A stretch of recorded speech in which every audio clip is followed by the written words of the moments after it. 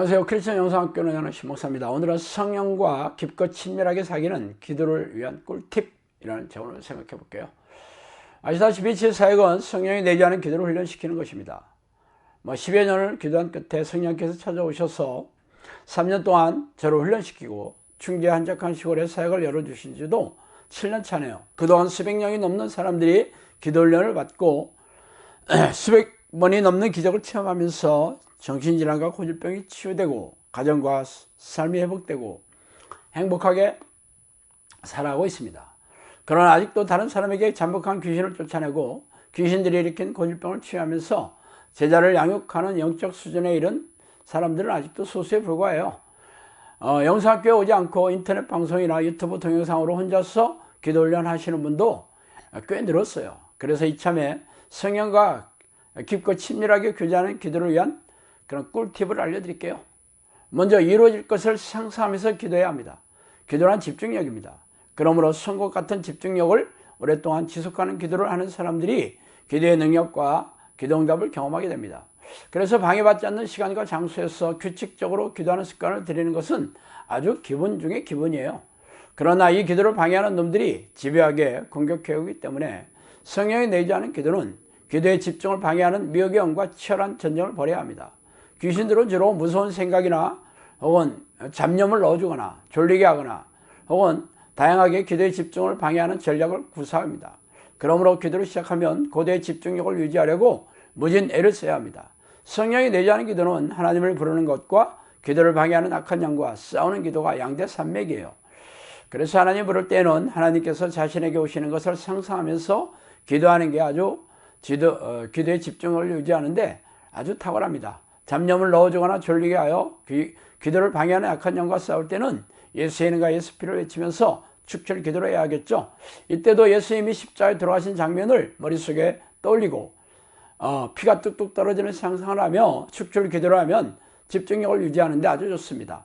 감사나 찬양을 할 때에도 구체적으로 감사할 내용을 떠올리며 기도하고 찬양할 때도 막연하게 하는 것보다 구체적인 내용으로 하나님을 찬양한다면 집중력이 배가 됩니다. 이 팁을 아주 중요하므로 기도하실 때마다 적용하시기 바랍니다.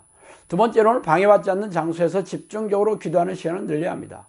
하루 종일 기도하더라도 집중적으로 기도하지 않는다면 기도의 내용이 잘 쌓이지 않아요.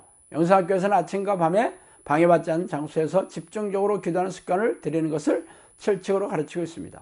이 기도가 바로 예수님이 말씀하신 골방 기도이며 요즘 버전으로 말하자면 집콕 기도예요. 저도 10여 년 동안 하루 종일 전심으로 기도하는 습관을 들이면서 기도해 왔어요. 낮에는 장사하러 다녀왔기 때문에 운전할 때나 누군가를 기다릴 때나 운동할 때나 산책할 때도 속으로 하나님을 불렀어요. 하루 종일 하나님에 대한 생각을 머릿속에서 떠나지 않도록 무진 애를 썼습니다. 그러나 이런 기도는 방해받지 않는 시간에 집중적으로 기도하는데 아주 도움은 되게 하지만 집중적으로 방해받지 않고 기도하는 시간이 절대적으로 부족하다면 낮에 일상의 삶에서 하나님을 부르는 기도로는 기도의 내용이 쌓이지 않습니다. 그러므로 아침과 밤에 집이나 혹은 자동차 등 방해받지 않은 장소에서 집중적으로 기도하는 시간과 빈도를 늘려야 합니다. 낮에도 점심시간을 이용해서라도 집중적으로 기도를 한다면 기도의 내용이 눈에 띄게 쌓이게 됩니다. 하나님은 당신이 기도하는 시간이나 혹은 배에 얼마나 힘주고 기도하는지를 측정하시는 분이 아니라 당신의 마음이 어디에 있는지를 불꽃 같은 눈동자로 지켜보고 있어요.